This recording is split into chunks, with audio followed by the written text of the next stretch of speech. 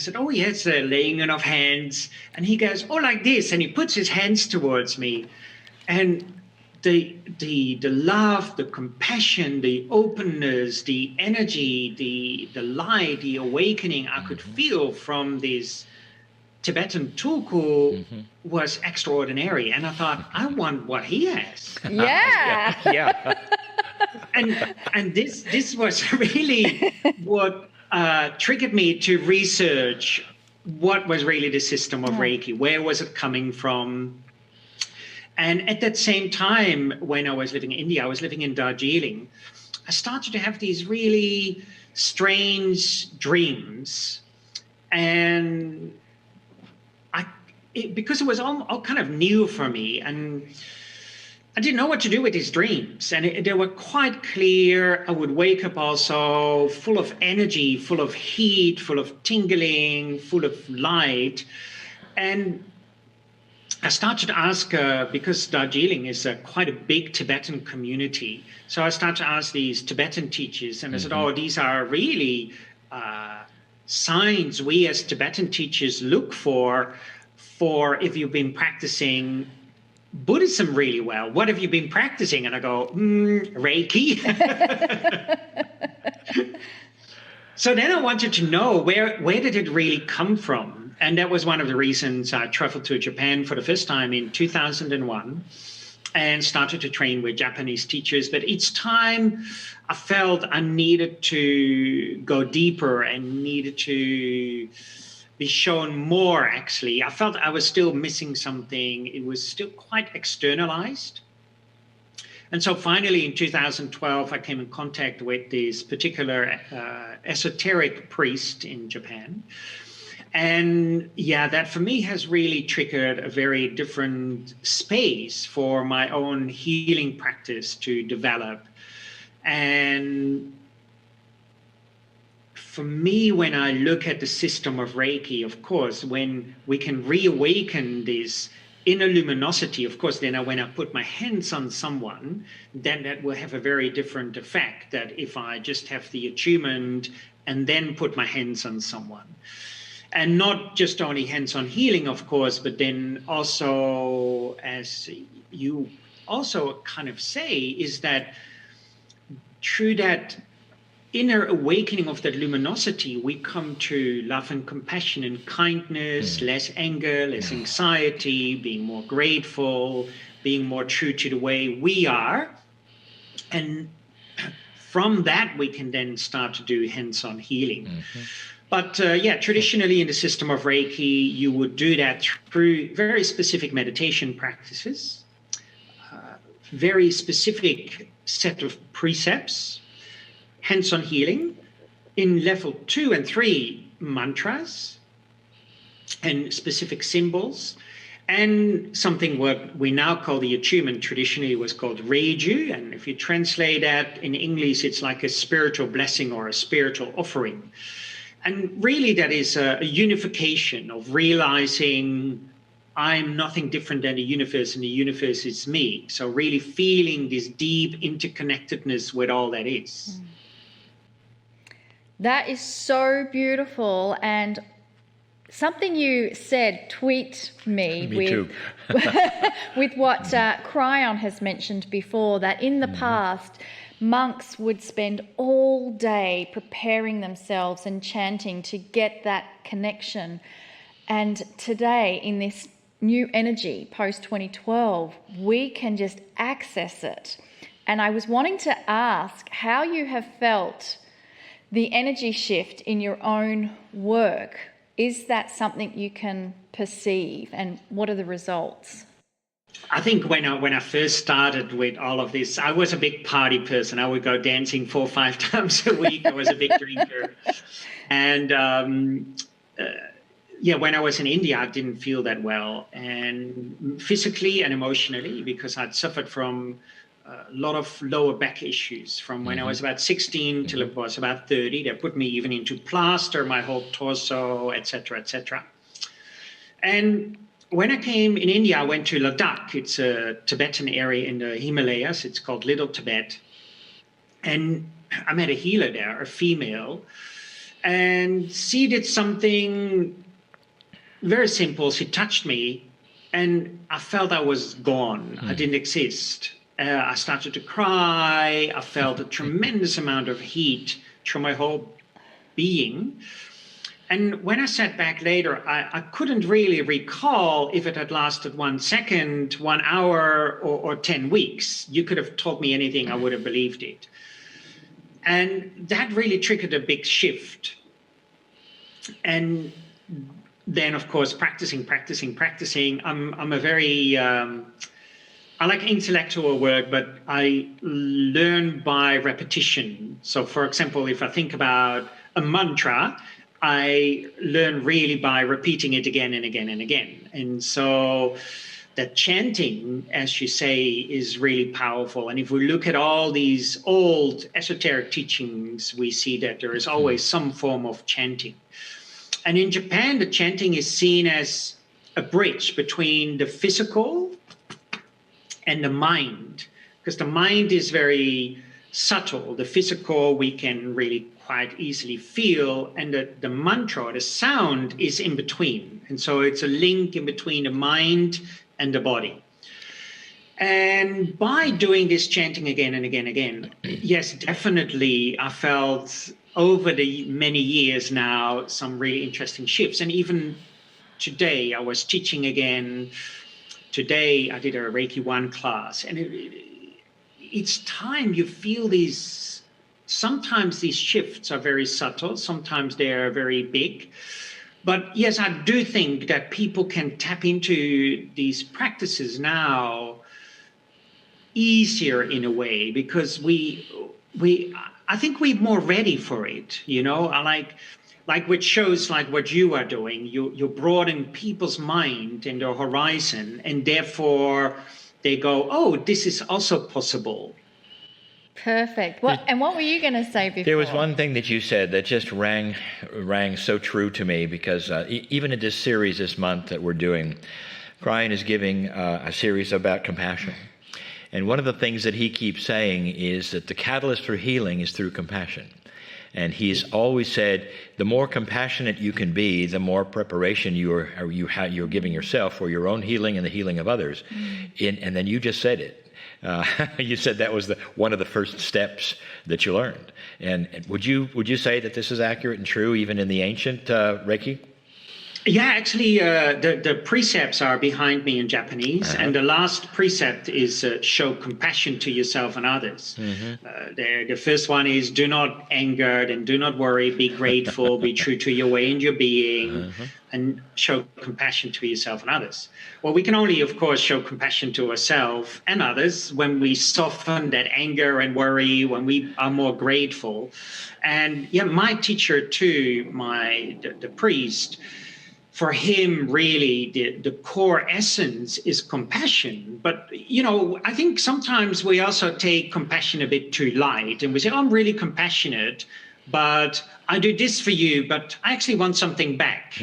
But this is not really compassion. For me, compassion is unconditional. Yes. We perform a treatment, there's no need for anything back. We give something to a person, there's no need for anything to get back, because sometimes people say there's an exchange needed, but the exchange is already actually in feeling that non-duality with the person. Then there is no giver and receiver. And in that moment, the compassion is its purest. I agree. I think the compassionate part that Kryon talks about as well is it's like opening the spigot for the communication back and forth. The more compassion you have, I think, the more you realize how much more you're receiving than you ever did before. It's an opening your heart. It is, and I can really clearly see this now. You know, in Holland, there's a super lockdown. All the shops are closed, all the cafes are closed, all the restaurants are closed. At the moment, from today on, we have a curfew, so we can't go outside after 9 o'clock. So a lot of people have a lot of fear, a lot of worry, a lot of anxiety. And I make sure that once a day I walk out on the street and I just talk to people in an open, kind, compassionate way. And you can see how they blossom. I always say, hands-on healing is great, but I can't walk to Amsterdam going hands-on healing on everybody. They will arrest me. Oh, why not? But you can walk around in this luminosity, in this space of as much as we can, no anger, no worry, being grateful, being true to our inner being, and being compassionate. And that in itself is already healing. Mm-hmm. Absolutely. I loved the phrase you said about inner luminosity. Mm-hmm. And that is what you described when you're using your hands for healing with attunements and adjustment, that inner luminosity. So I would love to hear you describe more of this understanding of how you use the inner luminosity within your Reiki practice. Maybe the best way is to do, maybe it was interesting, I can show it by a little action. Yeah. Please. And for example, there's a very simple mantra in the Japanese spiritual teachings, what is just 5 very specific vowels. And these 5 vowels are associated with the 5 elements of earth, water, fire, air, and space.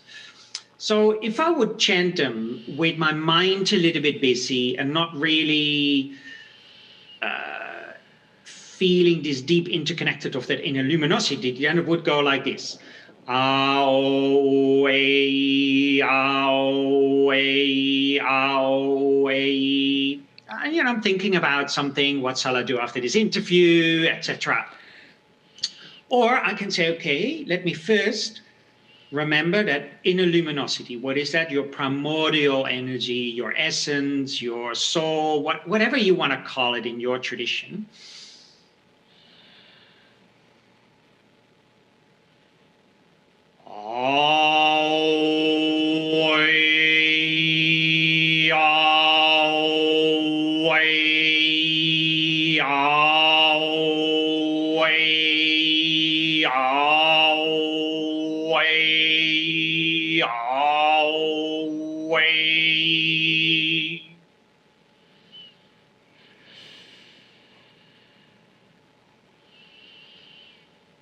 Then that has a very different texture, a very different quality to it. And so for me, that inner luminosity is something we all have. It's not something we acquire. It's something we all have already, but we put these lampshades over it. And by practicing like your teachings or yoga or Tai Chi or the system of Reiki, we slowly learn how to peel these lampshades away, and we get, oh, here is this inner luminosity. Here's my kindness. Here's my compassion. And when we then operate from that, if we can in our daily life, then ultimately everything we touch is done infused with kindness and compassion, or everything we touch would be then a Reiki treatment, so to say. Our teaching has said, and for years, Kryon says it's almost infectious, and I don't mean that in a bad way. I mean, this laughter, it's the same as that, is that the more we do it, the more natural it becomes, and the more we like to do it. Laughter is the best example, and I know that there's all manner of processes, laughter yoga and whatever, where you actually are triggering, you're telling your body that you're happy and by the way of laughing, and suddenly you find yourself laughing at nothing. And I find my doing the same thing with the compassion. I'm compassionate in the grocery store, and this was new for me. I guess I'm revealing too much, but it really is true. And what you're saying is really true. You get into a beautiful, not a habit, but a beautiful countenance of doing it more often, just because it feels so good and because it's so natural. And that's the inner luminosity, I think, that you're discussing and trying to let us know about. Yeah, no, indeed, this is it. It feels so natural, and it feels like, as they say in yoga, inner bliss, right? Yes, and that inner bliss is not where we're blissing out, but we actually feel so luminous that we want to share it. We want to be compassionate. We want to be kind. We want to laugh. We want to be joyful. And for me, that is, I like that you say that you bring up laughter, because sometimes I see a lot of these teachers, they become so serious. Oh, yeah. And I trained also with a Taoist teacher for many, many years. He was one of my dearest teachers. Unfortunately, she passed away. But when I first started to teach overseas and I came back, and she said, Frans, did you have fun? And I said, yeah, I went to a museum and I went to a nice restaurant. She says, no, I don't want to hear that. Did you have fun in the class? And I go, yeah, I did. I stood on a chair and we laughed and I did some other fun things. She said, oh, good. And I said, why are you asking this? And she said, because sometimes when people, and she said that this is her word, said specifically men become a little bit too, when they can start to feel this inner luminosity more, sometimes they become too serious. And she said, always remember, keep that joyfulness. But we can see this also with the Dalai Lama, Thich Nhat Hanh, you know, these real spiritual teachers. They're such a joyful beings. I think that's our natural state. Absolutely. And I would have arguments about that. There are many who have written and talked to me and said, well, it's not my natural state. And then we get into the inner child work and everything. And I actually had one person said, my inner child is buried in the backyard. I mean, they own this so much. they're just either afraid of it or they don't want it. But this is what we're saying, is to let it out. Absolutely. This is it. Yeah, I agree. It's that I think if we truly tap into this luminosity, we come across playfulness, joyfulness. There is a lightness in your step, a lightness in your being. And therefore, that is, as you say, it's contagious. When you mentioned His Holiness the Dalai Lama, that is what people see. And that is his countenance first. We see his joyfulness and his happiness and his relaxing with life. And he's probably one of the greatest teachers we have, in my opinion. And so he does profound teaching, and yet he does it in joy. And this is what I would love to get across to most people. This is what you're teaching as well. Absolutely. And I loved when you talked about your priest, and he's really serious, and then he'll laugh at stuff. And then when he comes back to the subject matter, he's very serious. And we've had the privilege of working with a lot of shamans. And shamans are also very joyful. They are. And they take their work seriously, but they don't take themselves seriously. This is like, I think, the key. And it sounds like you're maybe instilling this with the Reiki when you teach it. Yeah, it's a funny thing because sometimes when I teach, and then people come up to me and said, oh, I was a bit scared because I thought, we're going to teach spirituality, and there you are jumping over people or standing on a chair or telling jokes. And for me, it is part of the journey. We can't deny laughter. And I think it's so needed in this day of age as well.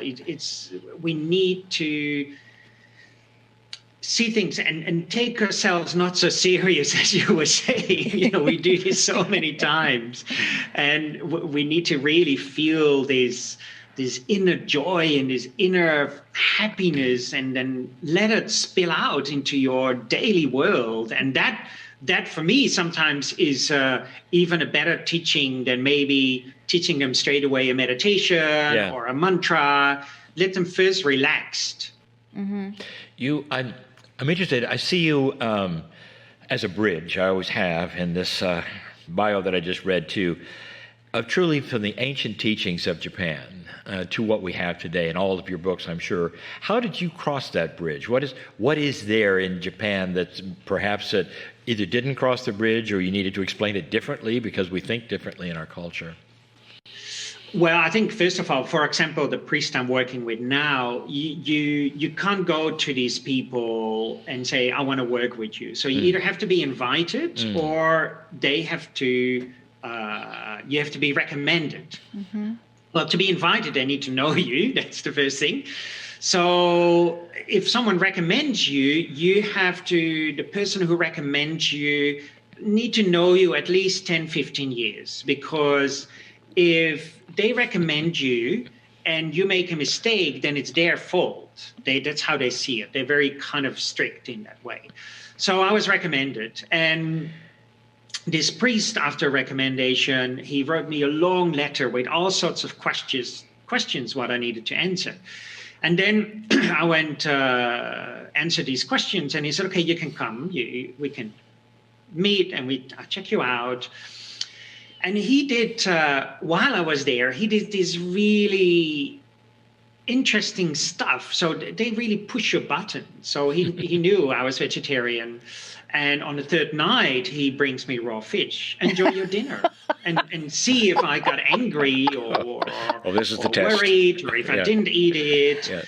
Then you go on mountaintops and they actually hang you without any security rope with your feet. They hang you over a cliff to see, can they trust you? Do you trust them?